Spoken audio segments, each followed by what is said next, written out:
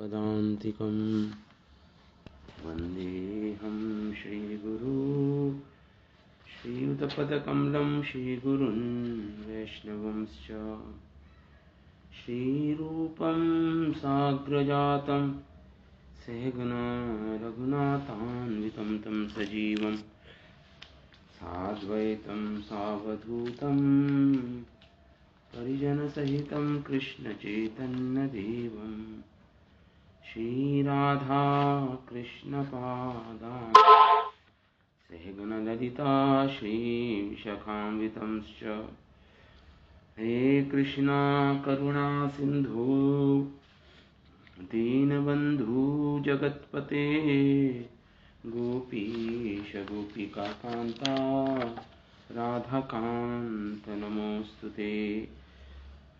तप्तकाञ्चन गौराङ्गी राधे वृन्दावनेश्वरी वृषभानुसुते देवी प्रणमामि हरिप्रिये। वाञ्छाकल्पतरुभ्यश्च कृपासिन्धुभ्येव च पतितानां पावनेभ्यो वैष्णवेभ्यो नमो नमः। वाञ्छाकल्पतरुभ्यश्च कृपासिन्धुभ्येव च पतितानां पावनेभ्यो वैष्णवेभ्यो नमो नमः। जय श्री कृष्ण चैतन्य प्रभु नित्यानंदा श्री अद्वैत गदाधर श्रीवासादि गौर भक्त वृंदा। हरे कृष्णा कृष्ण कृष्ण हरे हरे हरे राम राम राम हरे हरे। ओम नमो भगवते वासुदेवाय। ओम नमो भगवते वासुदेवाय। ओम नमो भगवते वासुदेवाय। नारायणं च नमस्कृत्यं नरं चैव नरोत्तमं देवीं सरस्वतीं व्यासं ततो जयमुदीरयेत्। नष्टप्रायेषु अभद्रेषु नित्यं भागवत सेवया भगवती उत्तमश्लोके भक्तिर्भवति नैष्टिकी। इदं भागवतं नाम पुराणं ब्रह्म संहितम् उत्तमश्लोकचरितं चकारा भगवन् ऋषि निःश्रेयसाय लोकस्य धन्यं स्वस्ति महत्। ॐ सहनाववतु सहनं भुनक्तु सह वीर्यं करवावहे तेजस्विनावधीतमस्तु मा विद्विषावहि। ॐ शान्तिः शान्तिः शान्तिः। ॐ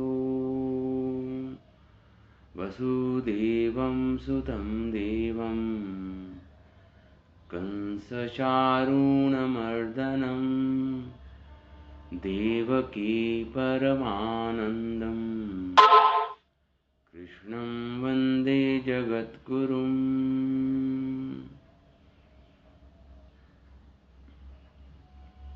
Hare Krishna. So reading from the 10th canto Srimad Bhagavatam, अध्याय 20, शरद ऋतु का वर्णन। हाँ माता जी, रिकॉर्डिंग आपने चालू कर दी? हाँ रिकॉर्डिंग चालू कर दी है। तो श्लोक संख्या हम पढ़ेंगे। श्लोक संख्या है हमारी 34 35वीं श्लोक संख्या है। तो इससे पहले वाले श्लोक में श्री सुखदेव गोस्वामी ने व्योमनः अपभ्रम भूत शाबल्यम भुवा पंकम अपाम मलम शरद जहार आश्रमीणाम कृष्णे भक्ति यथा अशुभम। इस श्लोक में ये बोला था शरद ऋतु का वर्णन करने के दौरान श्री सुखदेव गोस्वामी ने कि आकाश जिस तरह बादलों से छट जाता है शरद ऋतु में, बादलहीन हो जाता है आकाश, बादल छट जाते हैं, और जिस प्रकार भूत शाबल्यम, जो जीव जन्मते हैं वर्षा ऋतु में और कहीं जीव एक जगह इकट्ठे हो जाते हैं, ठूस के भर जाते हैं एक जगह, वे अपने अपने स्थान पर, अपने अपने निवास स्थान पर चले आते हैं जब वर्षा खत्म होती है, शरद ऋतु का आगमन होता है।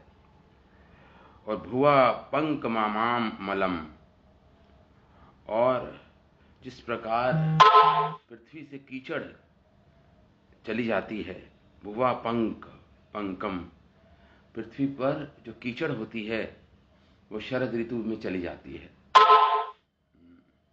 और जो जल होता है अपाम मलम, जल मलिन मटमैला जो हो जाता था, हो गया था वर्षा ऋतु में, वह क्या हो जाता है, अमल हो जाता है। जल जो मटमैला जल था वो अमल हो जाता है शरद ऋतु में। शरद जहारा, तो उसी प्रकार आश्रमी नाम, चारों जो आश्रम हैं वह, उसके जो दोष हैं चारों आश्रम के, वो दूर हो जाते हैं। कृष्ण भक्ति यथा अशुभम, जैसे भगवान कृष्ण की भक्ति से सारे अशुभ मिट जाते हैं चारों आश्रमियों के, उसकी उपमा दे रहे हैं। जैसे शरद ऋतु में बादल छट जाते हैं आकाश से, जिस प्रकार जो प्राणी एक जगह इकट्ठे हो जाते हैं वर्षा ऋतु में, वो अलग अलग जगह चले जाते हैं, जिस प्रकार पृथ्वी पर जो कीचड़ उत्पन्न हो जाती है वर्षा ऋतु में वो चली जाती है, और जिस प्रकार जल मटमैला हो जाता है वर्षा ऋतु में, तो लेकिन शरद ऋतु में बादल छट जाते हैं, प्राणी अपने अपने आवास स्थान पे चले जाते हैं, कीचड़ खत्म हो जाती है और जल स्वच्छ हो जाता है। उसी प्रकार जो चार आश्रमी हैं, ब्रह्मचार्य, गृहस्थ, वानप्रस्थ और सन्यास, इनके जो कृष्ण भक्ति यथा अशुभम, जब कृष्ण भक्ति का आरंभ होता है जीवन में, कृष्ण भक्ति का यहाँ पे उपमा दी गई है शरद ऋतु के आने से। जैसे शरद ऋतु के आने से मतलब कृष्ण भक्ति करने से जैसे चारों आश्रमियों के अशुभ और श्रम मिट जाता है, उसी प्रकार इसकी हमने चर्चा की थी पिछले श्लोक में। तो सारा अशुभ चार आश्रमियों का और जो उनका परिश्रम है मिट जाता है जब कृष्ण भक्ति करते हैं। तब आगे 35वां श्लोक आरंभ करते हैं। सर्वस्व जलदा हित्वा विरेजु शुभवर्चसः यथा त्यक्त इक्षणा शांता मुनियो मुक्त किल्बिषः। सुखदेव गोस्वामी आगे वर्णन कर रहे हैं शरद ऋतु का। सर्वस्व जलदा हित्वा, बहुत कंफ्यूजिंग। हरे कृष्णा हरे कृष्णा। मुझे थोड़ा सा ऐसे ही मुझे डर लग रहा है कि रात ऐसी बीतेगी। हरे कृष्णा। सर्वस्वं जलदा हित्वा विरेजु शुभवर्चसः यथा त्यक्त इक्षणः शांता मुनियो मुक्त किल्बिषा। जिस प्रकार शरद ऋतु में सर्वस्व जलदा हित्वा, सारे जो बादल होते हैं जो पहले काले हो गए थे, श्याम रंग के हो गए थे क्योंकि उसमें जल था, तो सर्वस्व जलदा हित्वा, अपना सारा जब जल बादल बिखेर देते हैं वर्षा ऋतु में, उसके बाद अब जल नहीं रहता बादलों में।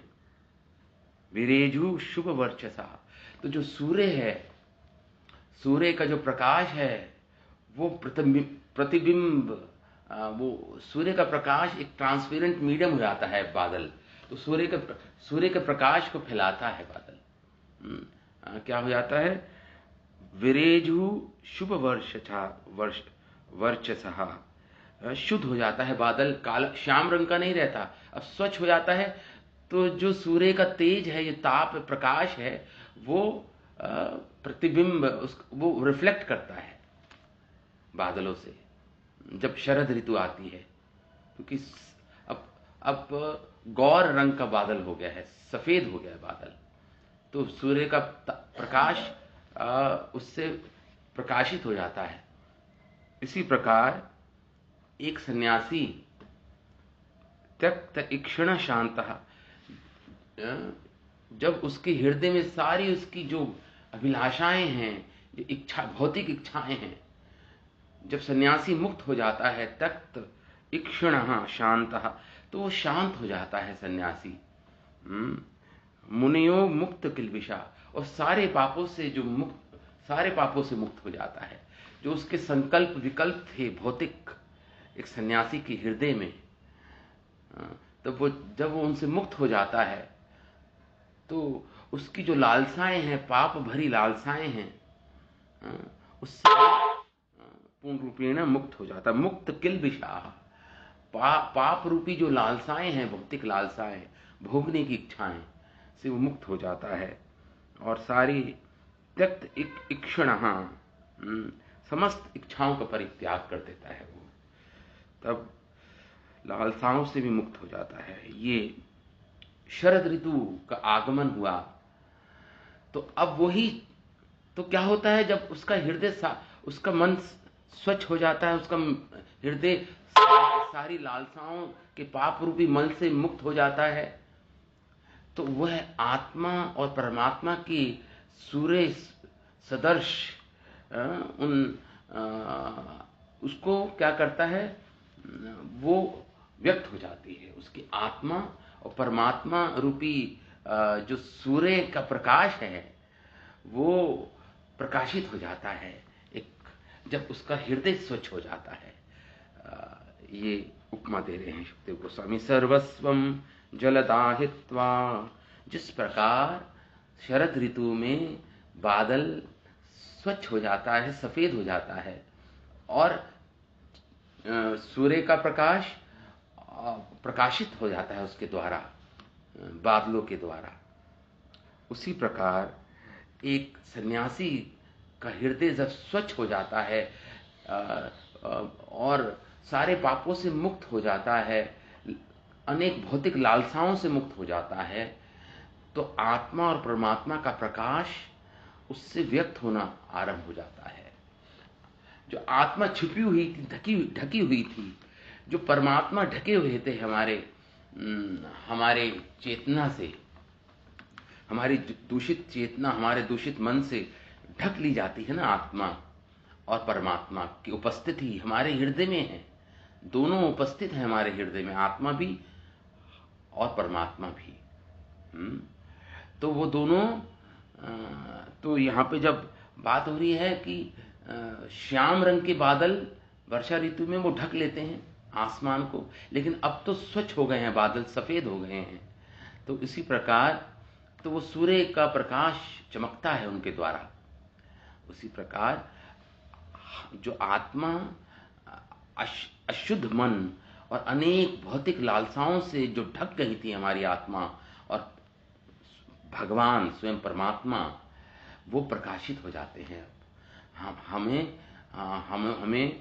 हमारी चेतना में उनका प्रकाश उदित हो जाता है। ये उपमा दे रहे हैं सुखदेव गोस्वामी। यथा त्यक्त इक्षेण शांतः, शांत हो जाता है मुनि। मुनियो मुक्त किल्बिषः, मतलब किल्बिषः मतलब पाप, उससे मुक्त हो जाता है। तो हम आत्मा की अनुभूति कर पाएंगे, परमात्मा की अनुभूति कर पाएंगे अपने हृदय में, जब हमारा मन शुद्ध होगा। जैसे एक और उदाहरण दिया है, जैसे कोई सरोवर है या कोई तालाब है, उसका पानी अगर स्वच्छ है तो हम उस सरोवर के तलहटी को देख पाएंगे, बिल्कुल नीचे उसका जो तलहटी को देख पाएंगे। अगर जल मटमैला तो उसका जो गहराई में हम वो उसका जो तलहटी है वो नहीं देख पाएंगे। उसी प्रकार जब मन शुद्ध हो जाएगा, सारे अशुद्ध वासनाओं से, तृष्णाओं से और पापों से मुक्त हो जाएगा, तो आत्मा और परमात्मा स्वयं प्रकट हो जाएंगे, हम उनकी अनुभूति कर पाएंगे। ये कहने का अर्थ है। यहाँ पे श्रील प्रभुपाद अपने तात्पर्य में लिखते हैं कि जब बादल जल से पूरित होते हैं तो श्याम रंग के हो जाते हैं और सूर्य की किरणें को ढक लेते हैं। जिस तरह अशुद्ध मनुष्य का भौतिक मन अंदर चमकने वाली आत्मा को ढक लेता है, किंतु जब बादल अपना जल बरसाकर सफेद पड़ जाते हैं तब वे चमकीली सूर्य की किरणों को प्रतिबिंबित करते हैं। जिस तरह भौतिक इच्छाओं तथा पापमय लालसाओं को त्याग देने वाला व्यक्ति शुद्ध बन जाता है, तब वह अपनी आत्मा तथा अंतर अपने अंतर में स्थित परमात्मा को अच्छी तरह प्रतिबिंबित करता है। तो शरद ऋतु का आगमन में ये होता है, मतलब बादल छट जाते हैं, काले बादल। तो ये और उपमा दी गई है इस श्लोक के द्वारा। आगे सुखदेव गोस्वामी कहते हैं, गिरियो मुमुचु तोयम क्वचित न मुमुचु शिवम यथा ज्ञानामृतम काले ज्ञानिनो ददते नभः। कह रहे गिरियो मुमुचु तोयम, कभी कभी गिरी मतलब पर्वतों से, चोटियों से वर्षा ऋतु में क्या होता है, निरंतर जल बहता है, निरंतर जल बहता है वर्षा ऋतु में। और अब शरद ऋतु में कहीं कहीं जल बहता है, कहीं कहीं बहना बंद हो जाता है पर्वतों से। तो कह रहे हैं गिरियो मुमुचुहु तोयम, कभी कभी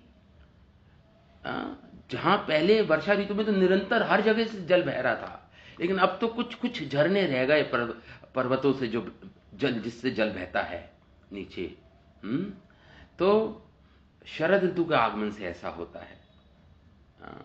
जिस प्रकार, और कहीं कहीं नहीं बहता, क्वचित न मुमुचु शिवम, और कहीं कहीं नहीं बहता शरद ऋतु में जल। जैसे कोई भगवान का भक्त कोई सुपात्रों को कभी कभी अपने ज्ञानामृत को बांटते हैं, ज्ञानामृत को बांटते हैं, और कभी कभी नहीं बांटते। जब वो देखते हैं कि सुपात्र नहीं है तो वो कभी कभी अपना ज्ञानामृत भगवान की भक्ति नहीं देते, लेकिन जो योग्य हैं उनको वो भगवान की भक्ति का ज्ञान देते हैं। तो यहां पे यही बोल रहे, यथा ज्ञानामृतम काले, कभी कभी ज्ञान रूपी अमृत को बरसाते हैं, वर्षा करते हैं, वृष्टि करते हैं।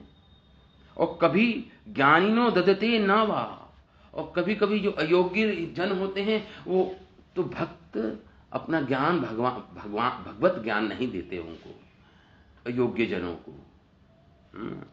तो यही यहाँ पे बात हो रही है कि जो भगवान का जो विज्ञान है उसको जो योगी जन हैं, जो योग्य हैं उनको देते हैं, और जो नहीं देने योग्य हैं उनको ये अमृत प्रदान कभी कभी नहीं करते।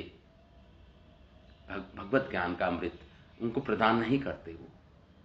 जिस प्रकार पर्वतों में शरद ऋतु में कहीं कहीं तो झरने बहते हैं, कहीं कहीं झरने नहीं बहते शरद ऋतु में। इसकी उपमा यहां पे दी गई है। तो इस अध्याय के प्रथम भाग में वर्षा ऋतु का वर्णन और दूसरे भाग में वर्षा के बाद आने वाली शरद ऋतु का वर्णन। वर्षा ऋतु में पर्वतों से जल सदैव बहता रहता है, किंतु शरद ऋतु में जल कभी बहता है और कभी नहीं बहता। इसी तरह महान संत कभी तो आध्यात्मिक ज्ञान के विषय में विस्तार से बताते हैं और कभी कभी मौन रहते हैं। स्वरूप सिद्ध व्यक्ति परमात्मा के निकट संपर्क में रहता है, जिसको अपना स्वरूप पता चल गया है, जो स्वरूप सिद्ध व्यक्ति है, क्योंकि वो परमात्मा के निकट रहता है, तो इसलिए जब वो बोलता है किसी व्यक्ति को तो मानो परमात्मा ने उसको प्रेरणा दी हो कि ज्ञान दें, भगवत ज्ञान। और कभी कभी वो मौन इसलिए रहता है क्योंकि परमात्मा ही प्रेरणा दे रहे हैं कि मौन रहो। क्योंकि अगर अयोग्य व्यक्ति को भगवत ज्ञान दोगे, आप भक्ति का ज्ञान दोगे, तो वो और अपराध करेगा, वो दोष निकालेगा भक्ति में, वो निंदा करेगा भक्तों की, भक्ति की निंदा करेगा, उसको वो अतिशय उक्ति मानेगा। अतिशय उक्ति मतलब एग्जैजरेशन मानेगा भक्ति में। जब भक्ति की महिमा को सुनेगा उसको एग्जैजरेशन मानेगा, अतिशय उक्ति मानेगा, तो और उसके अपराध बढ़ी जाएंगे ना। तो इसलिए मौन रहता है साधु, वो भगवान की प्रेरणा से होता है ऐसा। परमात्मा अंदर बैठे हैं और क्योंकि वो स्वरूप सिद्ध है, वो परमात्मा के अति निकटतम रहता है, निकट रहता है भगवान के, इसलिए उनकी प्रेरणा से कभी तो बोलेगा, ज्ञानामृत को बांटेगा, भगवत ज्ञानामृत को बांटेगा, कभी मौन रह जाएगा। जिस प्रकार चोटी में कहीं झरने बहते हैं, कभी नहीं बहते, शरद ऋतु में ऐसा होता है।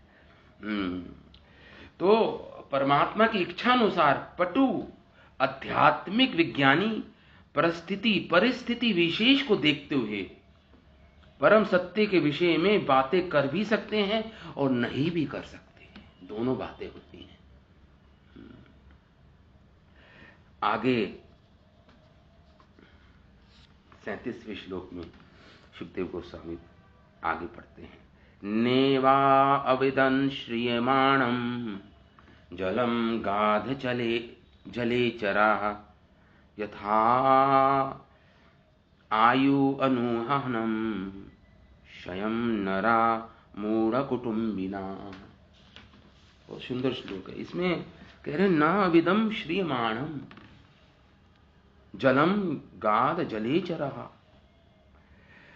जो जलचर प्राणी, मान लो वर्षा ऋतु में गड्ढे हो जाते हैं, गड्ढे में भी पानी भर जाता है, मछलियां उत्पन्न हो जाती हैं उस गड्ढे के पानी में। मछलियां या और भी जलचर प्राणी उस छोटे से जलाशय में, गड्ढा या थोड़ा बड़ा गड्ढा हो, उसमें जल भर जाता है, उसमें जलचर प्राणी उत्पन्न हो जाते हैं। तो कह रहे न विदन निसंदेह श्रियमाणम जलगाध जलेचरा। मतलब बहुत कम जल है और वो अब शरद ऋतु में, क्योंकि सूर्य का प्रकाश फैलता है, ताप बढ़ता है शरद ऋतु में। क्यों? क्योंकि सूर्य का जो प्रतिबिंब है, प्रतिबिंबित होता है बादलों के द्वारा सूर्य का प्रकाश, तो अत्यधिक प्रकाश होता है सूर्य का। तो कुछ ही समय में वो जो गड्ढा था, उसका जो जल है अभी सूखने वाला है। गड्ढों का जल सूख जाता है शरद ऋतु में, केवल जल रहता है बड़े बड़े जलाशयों में। लेकिन न विदन, नहीं जानते वो जलचर प्राणी कि जिस जल के कारण वो जीवित हैं, जिसमें रह रहे हैं, वो अभी सूखने ही वाला है वो जल शरद ऋतु में। यथा, उसी प्रकार, यथा आयुर्वहम शयम नरा मूढ़ा कुटुंबिना। जिस प्रकार कुटुंबी जो होता है, कुटुंब का पालन करने वाला, ये नहीं जानता कि हर दिन जब जो बीत रहा है उसकी आयु क्षीण हो रही है, उसकी आयु क्षीण हो रही है।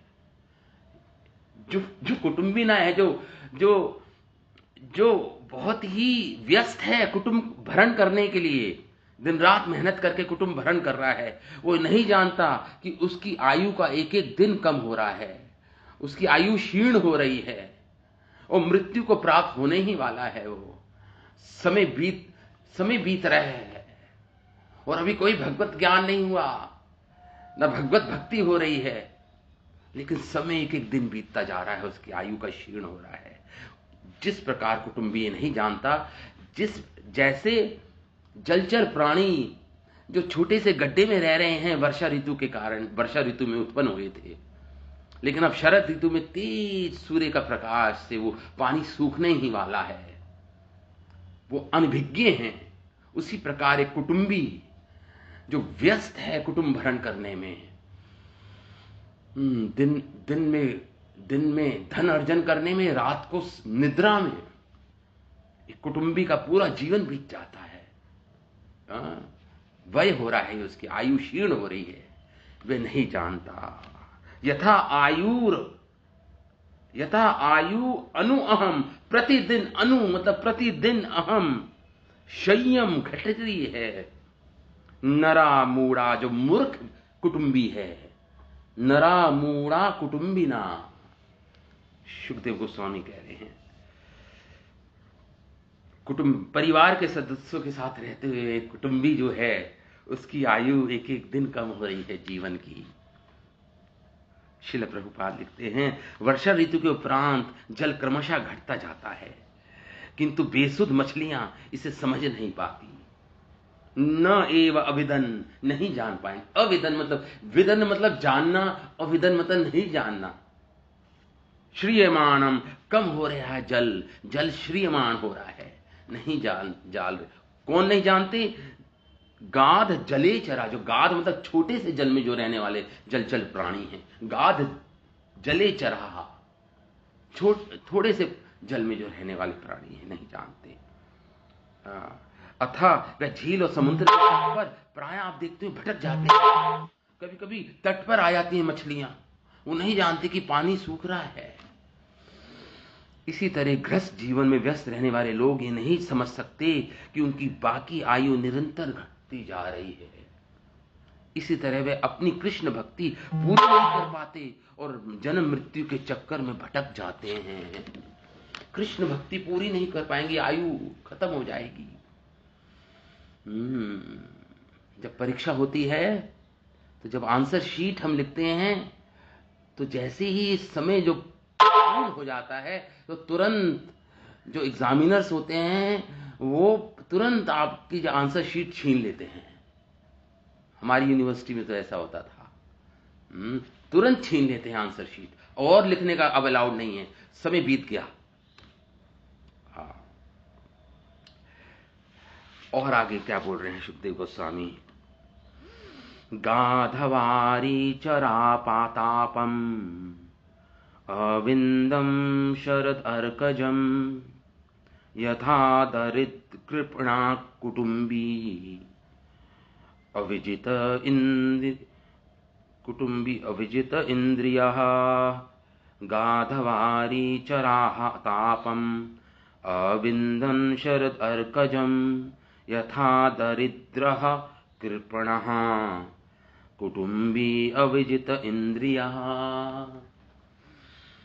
वही गाधवारी, वारी मतलब जल, गाध मतलब थोड़ा से जल में जो प्राणी रहते हैं, तो क्योंकि सूर्य तेज चमकता है शरद ऋतु में, तो वो ताप अनुभव करते हैं। जो थोड़े से जल में रहते हैं, जो थोड़े से जल में जो जलाचल प्राणी रहते हैं, जलचर प्राणी, वो ताप का, वो सूर्य की किरणों का ताप अनुभव करते हैं।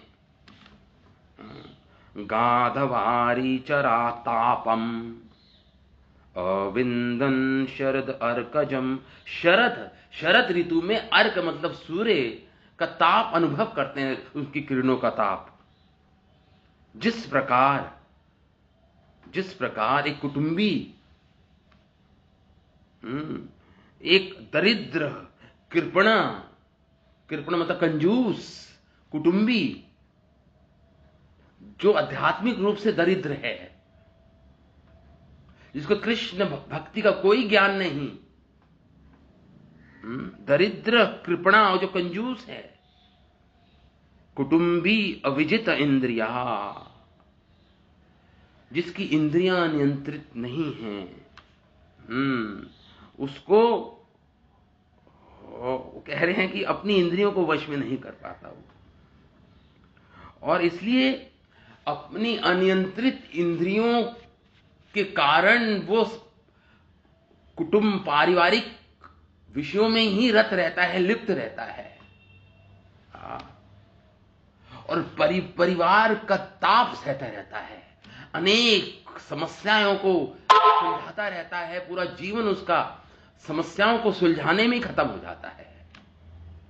वो ताप सहता रहता है, कष्ट, बाधाएं सब सहता है पारिवारिक जीवन में। जिस प्रकार पारिवारिक जीवन में अत्यधिक लिप्त रहने वाला कंजूस और निर्धन व्यक्ति और अपनी इंद्रियों के वश में रहता है पूर्ण रूप में, इंद्रियां उसको, उसके मन को विचलित रखती हैं, हमेशा भागती हैं इंद्रियां अलग अलग जगह और मन को साथ लेके जाती हैं। नासिका कहती है मुझे अच्छा सुंघाओ, कान कहते मुझे अच्छा गीत सुनवाओ, जीवा कहती है कि मुझे अच्छा रस चाहिए, रसना इंद्रिया, आंखें कहती है मुझे सुंदर सुंदर दृश्य देखने हैं। तो सारी इंद्रियां जिसके वशीभूत रहता है जीव, तो वो सताती हैं उसको बेचैन रखती हैं। जिस प्रकार थोड़े से जल में रहने वाले प्राणी सूर्य का ताप सहते हैं, कष्ट अनुभव करते हैं सूर्य के ताप से, उसी तरह ये कुटुंबी जो दरिद्र है, कंजूस है, दरिद्र क्यों बोला? क्योंकि आध्यात्मिक रूप से दरिद्र है, कोई ज्ञान नहीं कृष्ण भक्ति का। और कंजूस क्यों है? कंजूस इसलिए है कि जो धन, कृष्ण भक्ति का जो धन था वो तो भूल गया।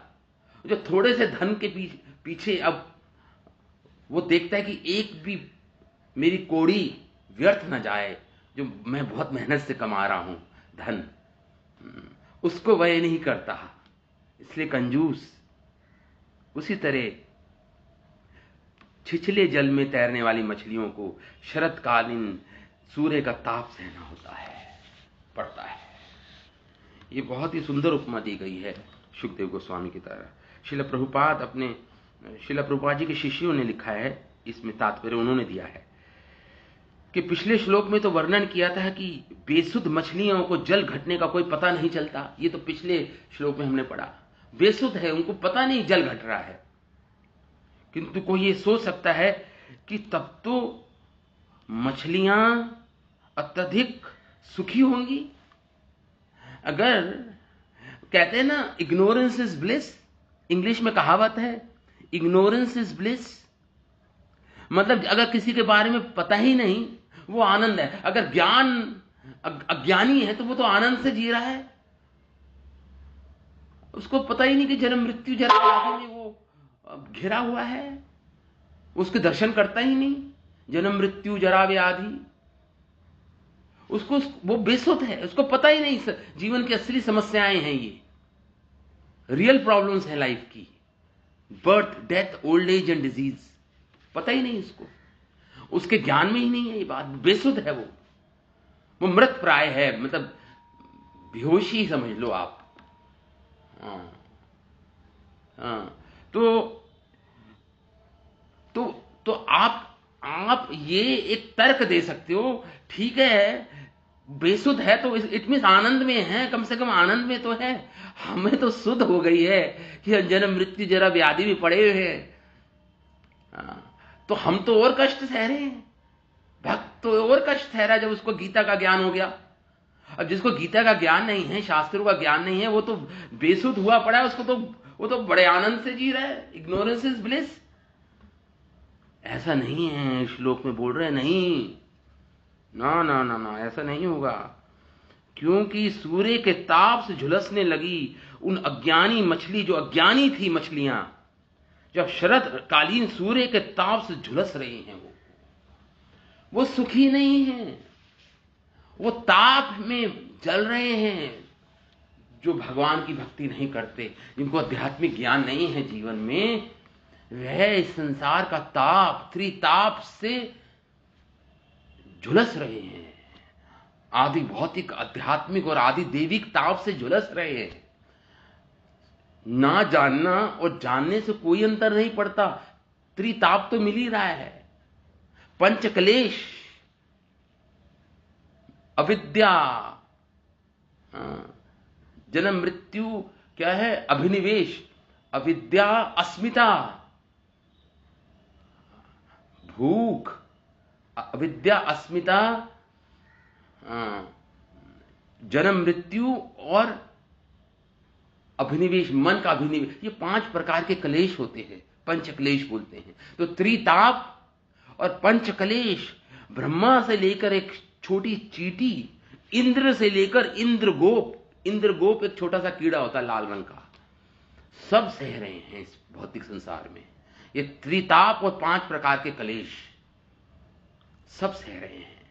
अविद्या का क्लेश, अस्मिता मतलब भूल जाना भगवान से अपना संबंध, अस्मिता बिल्कुल बेसुध अवस्था, अस्मिता, अविद्या, अस्मिता, राग, द्वेष, अभिनिवेश। हाँ, राग, द्वेष और अभिनिवेश मतलब मन का अभिनिवेश हो जाना भौतिक संसार में। भौतिक संसार ही मन बन गया और मन ही भौतिक संसार बन गया, दोनों एक हो गए। समझ पाओ, इतनी एकता, एकत्व हो जाता है मन और भौतिक संसार में जिसमें हम जी रहे हैं, जिसमें हम अपना जीवन व्यतीत कर रहे हैं, एक हो जाता है। तो अविद्या, अस्मिता, राग, द्वेष और अभिनिवेश, 5 प्रकार के क्लेश होते हैं। और त्रिताप तो आपको पता ही है, आदि भौतिक ताप, आदि देविक ताप और आध्यात्मिक ताप। ये सारे ताप तो इग्नोरेंस इज नॉट ब्लिस, ऐसा गलत है यह कहावत।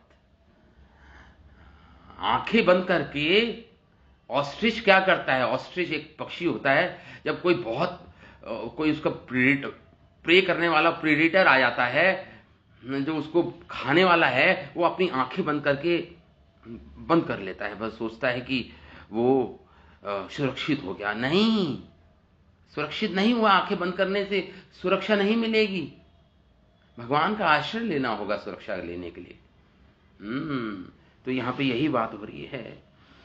इसी तरह आसक्त कुटुंबी व्यक्ति आध्यात्मिक जीवन के प्रति अपने अज्ञान को आनंद माने, चाहे वो माने आनंद है नहीं, वो मान रहा है, अरे मैं बहुत खुश, मैं बहुत सुखी हूं अपने कुटुंबी जीवन में, पारिवारिक जीवन में, देखो मैं कितना पटु हूं, कितना कुशल हूं, अपने परिवार का पालन करने में मुझे परफेक्शन मिल गई है, देखो मैं धन अर्जित कर रहा हूं, मैं संतान, घर मैंने बना लिया है, संतानें मैंने उत्पन्न की, देखो कितना बड़ा पटु व्यक्ति हूं मैं, कितना परफेक्ट व्यक्ति हूं मैं, कितनी कुशलता से अपना कुटुंब भरण कर रहा हूं मैं, देखो। किंतु आनंद नहीं मान, किंतु पारिवारिक जीवन की समस्याओं से वह सदैव विचलित होता रहता है। उसकी अनियंत्रित इंद्रियां उसे वास्तव में वेदना की स्थिति में डाल देती हैं, पीड़ा की स्थिति में, दुख की स्थिति में डाल देती हैं, उसे बोलते हैं वेदना। यही असली चित्र दिखा रहे हैं सुखदेव गोस्वामी जब शरद ऋतु का वर्णन कर रहे हैं वृंदावन में। ये सत्य है, परम सत्य, यही हमारे अनुभूत सत्य है, ये बिल्कुल हम अनुभूति कर रहे हैं इसकी। प्रत्यक्षम किम प्रमाणम, जो प्रत्यक्ष है उसका प्रमाण देने की आवश्यकता नहीं है, ये हम अनुभव कर रहे हैं इस बात को, हम सदैव विचलित रहते हैं। तो उसी का उपमा दिए जा रहे हैं यहां पे सुखदेव गोस्वामी। आगे, शने शने जरहु पंकम स्थलन्याम च वीरः यथा अहम ममता धीरा शरीरादिष्वनात्मसु।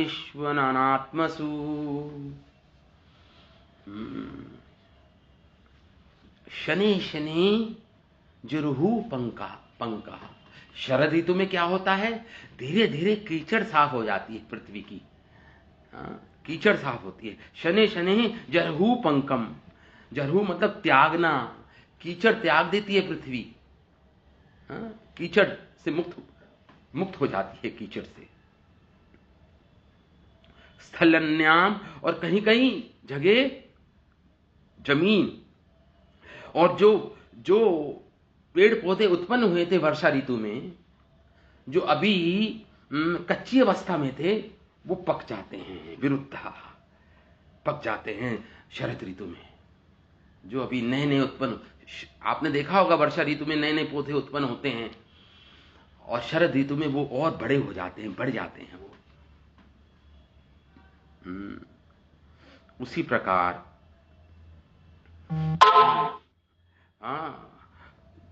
जिस प्रकार कीचड़ से मुक्त हो जाती है पृथ्वी, उसी प्रकार एक धीर व्यक्ति, एक मुनि, एक संत, एक भक्त अहमता और ममता को त्याग देता है जीवन में। अहमता और ममता, यथा अहम ममता धीरा,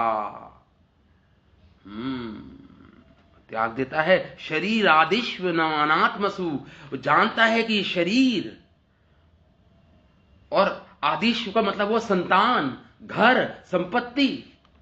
आदिश्व मतलब शरीर, संतान, उसका घर, उसकी संपत्ति, क्योंकि वो जानता है आत्मा से कोई संबंध नहीं है इन वस्तुओं का। ना उसके घर का कोई संबंध है उसकी आत्मा से, ना उसके शरीर का कोई संबंध है उसकी आत्मा से, ना उसकी संतानों का संबंध है उसकी आत्मा से, ना उसकी संपत्ति का संबंध है उसकी आत्मा से। कोई संबंध नहीं। अनात्मशु, अनात्म है वस्तु है। अनात्म मतलब जो आत्मा नहीं है, आत्मा से कुछ संबंध नहीं है इन वस्तुओं का, लेकिन झूठा ही जिसको वो अपना मान रहा था। वो धीर व्यक्ति उस इन वस्तुओं में, शरीर में, संपत्ति में, ग्रहों में, संतानों में अपनी अहमता और ममता छोड़ देता है। धीरा, अहमता ममता धीरा। अहमता मतलब ये मैं हूं, शरीर मैं हूं, और ममता मतलब ये मेरे, ये संपत्ति मेरी है, ये घर मेरा है, ये संतानें मेरी है, मेरे उत्पाद हैं। उत्पाद मतलब मेरे से जन्मे हैं। उत्पादन बोलते हैं ना, उत्पाद, उत्पाद है मेरे, ये मेरी प्रोडक्शन है, ये मैंने इनको जन्म दिया है। ये जो झूठी ममता दिखाता है, अहमता और ममता इसे बोलते हैं। मी एंड माइन या आई एंड माइन, तो अहमता ममता बोलते हैं। एक धीर व्यक्ति शरीर आदिश्व अनात्मसु, इसको त्याग देता है, जैसे पृथ्वी त्याग देती है कीचड़ को शरद ऋतु के आने पर। ये सुंदर उपमा दी गई है।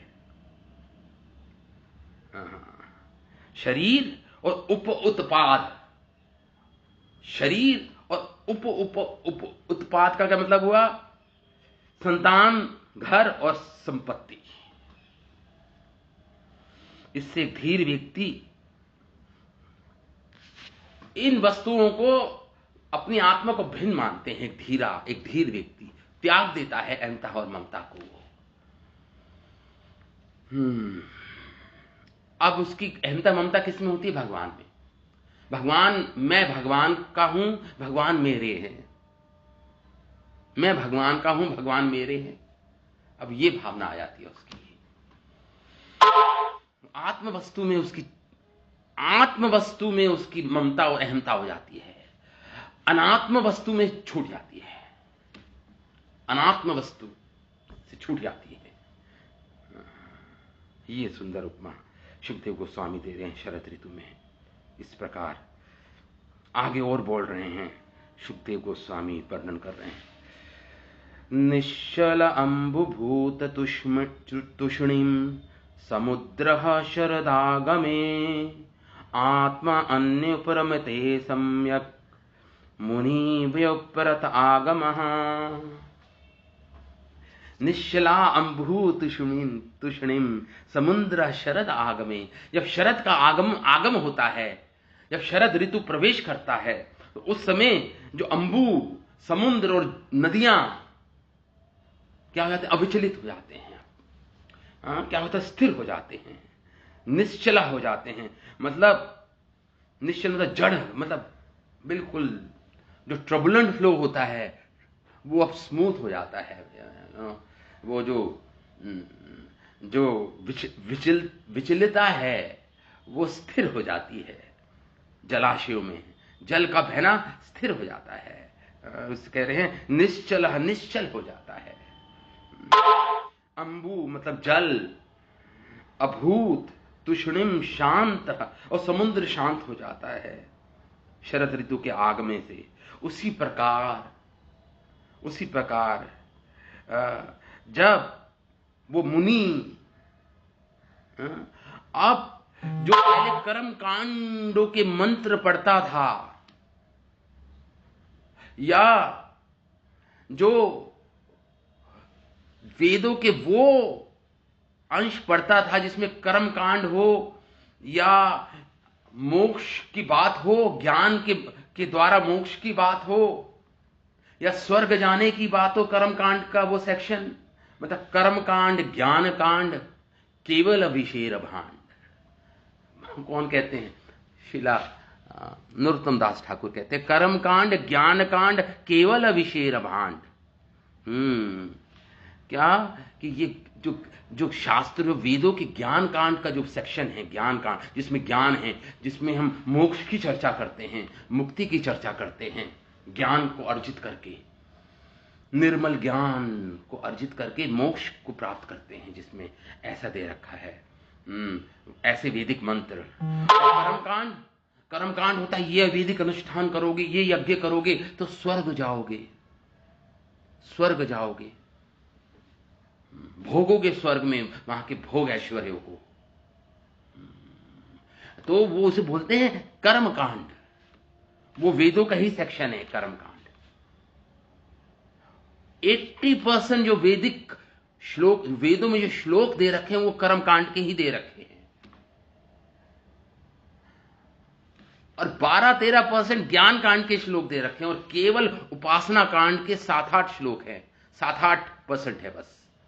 पूरे वैदिक वांग्मय को देख लो आप, वैदिक टेक्स्ट को देख लो आप, तो मोस्ट ऑफ द टाइम वैदिक टेक्स्ट में कर्मकांड मेंशन्ड है, थोड़ा थोड़ा ज्ञान कांड मेंशन है, और उपासना कांड तो और कम मेंशन है। भक्ति कांड मतलब उपासना कांड। तो यहां पे यही बोल रहे हैं। अब जब जिस प्रकार शरद ऋतु में आने से जो जलाशय का जो जल स्थिर हो जाता है, समुद्र शांत हो जाता है, उसी प्रकार जिस प्रकार एक मुनि जिसने धैर्य धारण कर रखा है जीवन में, उसका मन सभी भौतिक कार्यों से विरत हो जाता है। और जब सारे भौतिक कार्य, भौतिक इच्छाओं से जब विरत हो जाता है, तो क्या होता है? वो कर्म कांड और ज्ञान कांड की उपासना छोड़ देता है। अब वो वैदिक क्या लिखा है? सम्यक मुनि व्युपरतः त्याग देता है। आगम के वो वैदिक मंत्र त्याग देता है। आगम और निगम ये वैदिक शास्त्र हैं। आगम और निगम, आगम के वो वैदिक मंत्रों का उच्चारण बंद कर देता है, त्याग देता है उन वैदिक उच्चारण में जिसमें कर्म कांड है, जिसमें ज्ञान कांड है। तो मनुष्य तो भौतिक इच्छाएं हट गई, मतलब भौतिक उन्नति करने की इच्छा हट गई कि मुझे कुछ भौतिक उन्नति करनी है, मुझे कुछ मेटेरियलिस्टिक गेन करना है, मुझे कुछ मेटेरियली मुझे अपने आप को उन्नत व्यक्ति बनना है मुझे। तो भौतिक उन्नति की इच्छा खत्म हो गई। अब ज्ञान कांड में जो योग उपासना है, अष्टांग योग और मोक्ष की इच्छा, सिद्धि प्राप्त करने की इच्छा, वो उसकी नष्ट हो गई, एक मुनि की। अब उनके हेतु, उनको प्राप्त करने की इच्छा, वो वैदिक मंत्र अब नहीं पढ़ेगा। वो मुनि वैदिक मंत्रों का पाठ नहीं करता उनका, क्योंकि उसकी सारी निजी इच्छाएं से मुक्त हो गया है। वो कह रहे हैं आत्मनि उपरते, सारी जो उपरत हो गया है, मतलब उससे परे चला गया है सारी भौतिक इच्छाओं से, मोक्ष की इच्छा से, सिद्धि प्राप्त करने की इच्छाओं से ऊपर चला गया वो अब। मुक्त हो गया उससे। कह रहे हैं सम्यक मुनि, वो मुनि जो पूर्ण रूपेण मुनि बन गया है, व्युपरतः त्याग कर उन शास्त्रों को त्याग कर देता है और केवल भक्ति करता है भगवान की। और वो केवल एकमात्र परमेश्वर के दिव्य यश का उच्चारण करता है अब। और शांत हो जाता है। जिस प्रकार शरद ऋतु को आने से समुद्र सरोवर शांत हो जाते हैं, उसी प्रकार ये मुनि भगवान का केवल यशोगान करता है ग्राम ग्राम, नगर नगर में, और शांत हो जाता है उसका जीवन पूर्ण रूपेण। क्या तृष्णा, जो निर्धन अशांत होते हैं धन की कामना से, योगी और ज्ञानी अशांत होते हैं मोक्ष प्राप्त करनी है, सिद्धि प्राप्त करनी है उसकी कामना से। तो केवल एक भगवान का भक्ति है जो जो जो शांत रहता है, जो भगवान की भक्ति में परम आनंद में। क्या कह रहे हैं प्रहलाद महाराज, महिमा समुद्र रूपी, आपकी समुद्र रूपी महिमा में मेरा मन मग्न है, डूबा हुआ है आपके महिमा को गाने में। तो अब मुझे इस संसार के ताप मुझे नहीं सताते, इस संसार की कोई भौतिक कामनाएं मुझे नहीं सताती, उसमें मोक्ष की कामना भी आ गई, भुक्ति मुक्ति दोनों की कामना आ गई, भुक्ति और मुक्ति अब मुझे नहीं सताते। क्यों? महामृत मग्न चित्तये, आपकी महान अमृत रूपी कथाओं में, भागवत में, गीता में मेरा मन डूबा हुआ है, अब मग्न है मेरा चित्तये। तो अब मुझे नहीं सताती ये बातें, व्याकुल नहीं हूं मैं, व्याकुलता नहीं रही मेरे मन में। ये प्रहलाद महाराज का भागवत में आगे हम जब पढ़ेंगे, खैर ये तो 10वां स्कंद पढ़ रहे हैं अभी, तो हम चर्चा करेंगे। तो इस प्रकार आगे और उपमा दे रहे हैं श्रील सुखदेव गोस्वामी।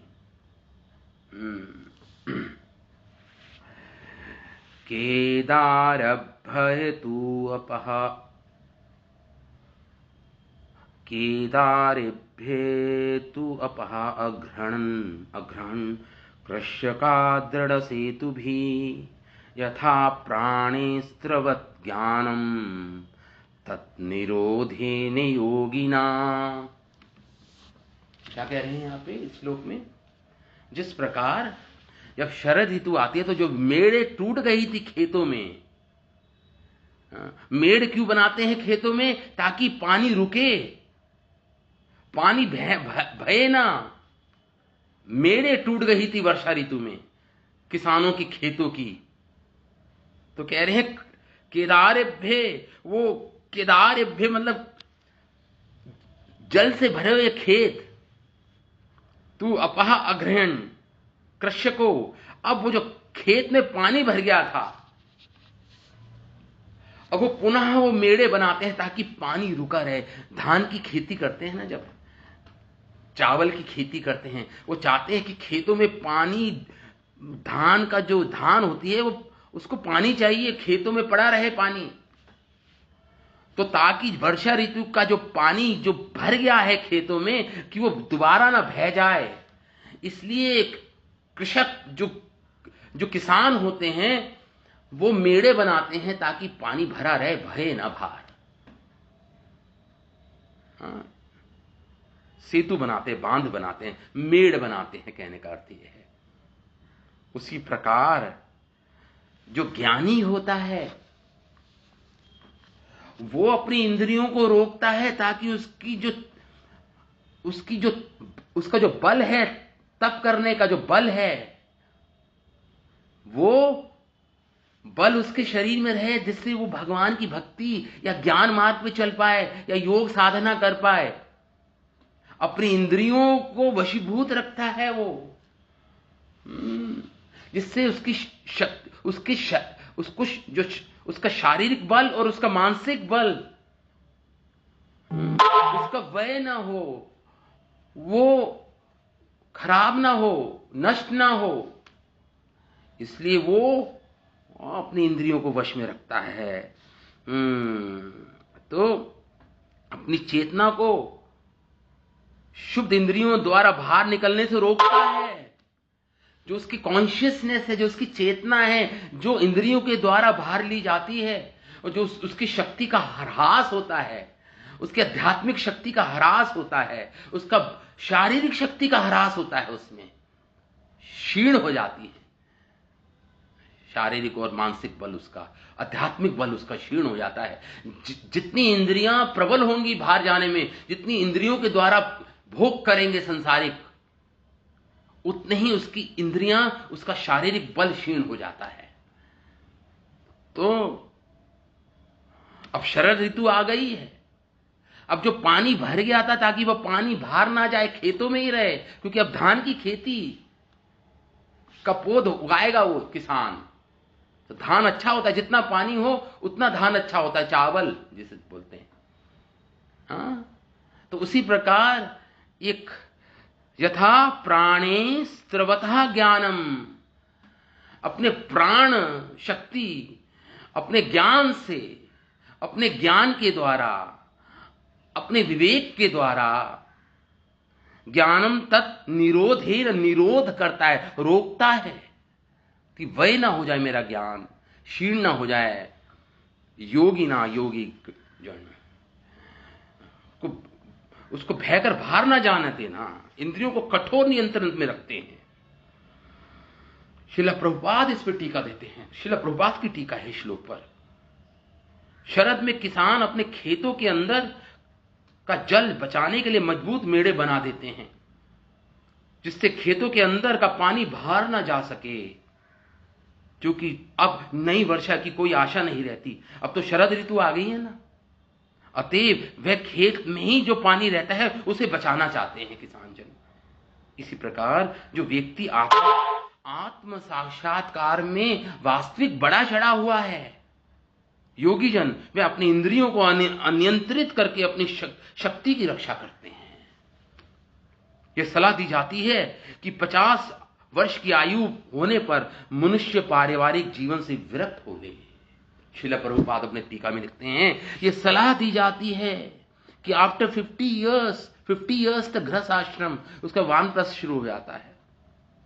तो कह रहे हैं यह सलाह दी जाती है, श्रील प्रभुपाद बोल रहे हैं कि 50 वर्ष की आयु होने पर मनुष्य पारिवारिक जीवन से विरक्त हो ले और अपनी शारीरिक शक्ति का उपयोग कृष्ण भावना अमृत की उन्नति हेतु करे। जो शारीरिक शक्ति को ह्रास ना करे, उसका उपयोग कृष्ण भक्ति में, उसको चैनलाइज कर दे उस शक्ति को, मतलब उसको वो दिशा दे अपनी शक्ति को। शक्ति तो जरूरत है ही, शक्ति को भगवान की भक्ति में की ओर क्या कर दे, दिशा दे दे, भक्ति की ओर चल पड़े। जब तक मनुष्य अपनी इंद्रियों को वश में करके, जब तक मनुष्य अपनी इंद्रियों को वश में करके उन्हें मुकुंद की दिव्य प्रेममय सेवा में नहीं लगाता, तब तक मोक्ष की कोई संभावना नहीं रहती। श्रील प्रभुपाद लिखते हैं, जब तक वो अपनी इंद्रियों से भगवान, अपनी 5 इंद्रियों को, अपने मन को, अपनी हर वस्तु को भगवान की प्रेममय सेवा में ना जोड़े, जब तक उसको मोक्ष की संभावना उसकी नहीं रहती। उसको मोक्ष की संभावना, ये श्रील प्रभुपाद लिखते, कोई संभावना नहीं रहती। तो जिस प्रकार किसान मेड़े बनाता है, सेतु बनाता है, ताकि जल का अपव्यय ना हो, जल दोबारा ना बहे बाहर, क्योंकि खेती के लिए आवश्यक है, आवश्यकता है उस जल की। इसी प्रकार एक योगी जन, एक भक्त, वो अपनी अपनी अपने अपने क्योंकि जो आध्यात्मिक ज्ञान से में बड़ा चढ़ा है, वो अपनी इंद्रियों को बाहर जाने नहीं देता, कि उसे पता है इससे शक्ति का ह्रास होगा। जैसे जल को बहाने नहीं दे रहा हो, बाहर बह ना जाए किसान, इस बात के लिए सुदृढ़ निश्चय है उसका। इसी प्रकार योगी जन का ही निश्चय सुदृढ़ है, वो इस निश्चय में कि मुझे अपनी इंद्रियों के द्वारा अपनी शक्ति को ह्रास नहीं करना, मुझे इस शक्ति को भगवान की प्रेममय सेवा में लगा देना है, चैनलाइज कर देना है मुझे, ताकि मैं भगवान की भक्ति कर पाऊं। बहुत ही सुंदर। ये समय कितना हो गया? 9:05। तो ठीक है, आगे थोड़े से श्लोक और रह गए इस अध्याय के। शरद ऋतु का वर्णन कल किया जाएगा आगे। बस आखिरी भाग रह गया शरद ऋतु का जो वर्णन कर रहे हैं शुकदेव गोस्वामी, उसका आखिरी पाठ रह गया, वो हम कल उसकी ओर करेंगे। ये इतनी सुंदर उत्प्रेक्षा है शुकदेव गोस्वामी के द्वारा, उपमाएं हैं, रूपक हैं, इससे हमें इतना बड़ा ज्ञान मिल रहा है।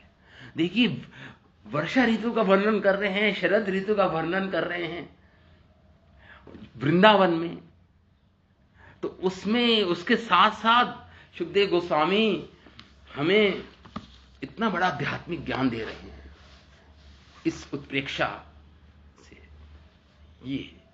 ये महान आचार्यों के कार्य होते हैं। एक प्रैक्टिकल एग्जाम्पल दे रहे हैं, प्रैक्टिकल, जो आप देखने में आता है, सुनने में आता है, जो दृष्टिगोचर है, जो सामने है, उसके द्वारा आपको ये ज्ञान दिया जा रहा है। इसको आप नकार नहीं सकते। ये ज्ञान ऐसा ज्ञान है, ये भगवान का ज्ञान, ये जो भक्ति का ज्ञान दे रहे हैं हम शुकदेव गोस्वामी, ये एक आध्यात्मिकता में बड़ा चढ़ा व्यक्ति ही ऐसा कर सकता है। बहुत सुंदर श्लोकों के द्वारा हमें ये श्रीमद् भागवतम के श्लोकों के द्वारा हम ये ज्ञान हम समझ पा रहे हैं, सुन पा रहे हैं, पढ़ पा रहे हैं। तो ठीक है, आज हम यहीं पे विराम देते हैं इस कथा को। कल पुनः हम एकत्रित होंगे, आगे वर्णन किया जाएगा शरद ऋतु के बारे में शुकदेव गोस्वामी के द्वारा। श्रीमद् भागवतम महापुराण की जय, श्रीला वेद व्यास मुनि की जय, श्रीला शुकदेव गोस्वामी की जय, श्रीला प्रभुपाद की जय।